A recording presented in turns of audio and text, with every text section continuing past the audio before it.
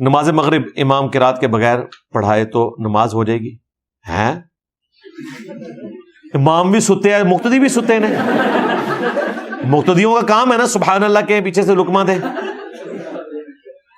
نیز سجدہ صاحب کرنا پڑے گا؟ جی یہ تو بہت بڑی غلطی ہے نا جی. بھول گیا تو آپ لقمہ دیں اور وہ شروع کرے اور سجدہ صاحب بھی اینڈ پہ کرے گا، کیونکہ جہرن نماز کو اگر سرن پڑھتے ہیں تو یہ خلاف سنت ہے، اور یہ سنت عام سنت نہیں، واجبیت کے درجے میں. اسی طریقے سے زور اثر اگر کوئی اونچی آواز میں تلاوت شروع کر دے، جس طرح کہ باپا جانی کے ایک مرید نے